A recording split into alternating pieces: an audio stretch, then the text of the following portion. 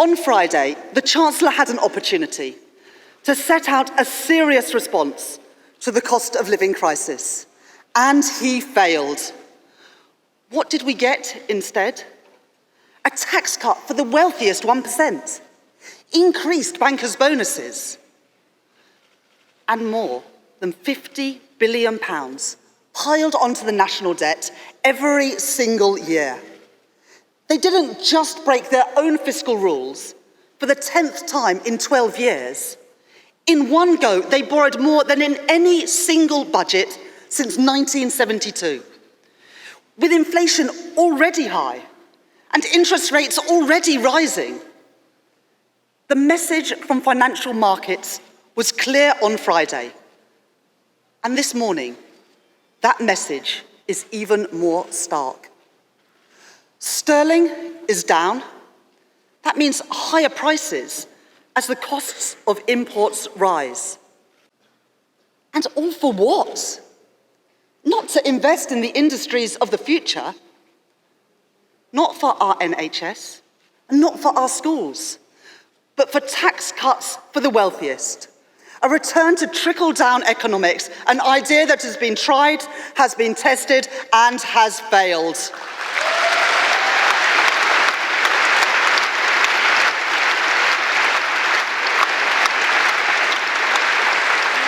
Why should my constituents in Leeds West, why should people in Merseyside pay for tax cuts for those who are already the wealthiest?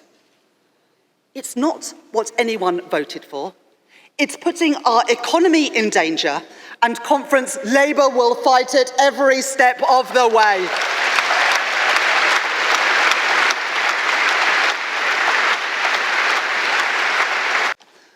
But the Prime Minister is content to let energy giants pocket the cash and leave your children and your grandchildren to pick up the tab. Under these Tories, those with the broadest shoulders carry the lightest load. And not by accident, but by choice. Conference, it is time for a government that is on your side, and that government is a Labour government.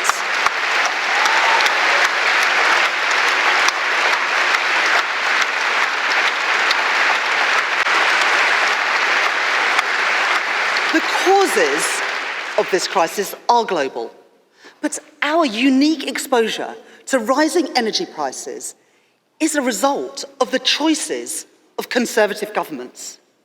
Inaction on insulating homes, inaction on renewable and nuclear energy, and the sheer irresponsibility of closing our gas storage facilities.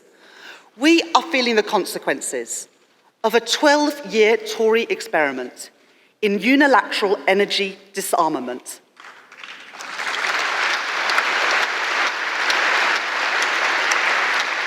And what's their answer?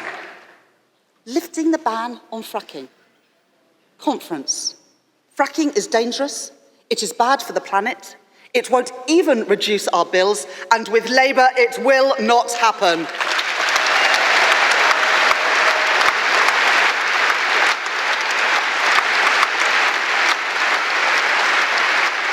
On climate change, the costs of inaction today will mean far greater costs tomorrow. I refuse to leave our children to pick up the pieces of our failure. Conference, I will be a responsible Chancellor. I will be Britain's first Green Chancellor.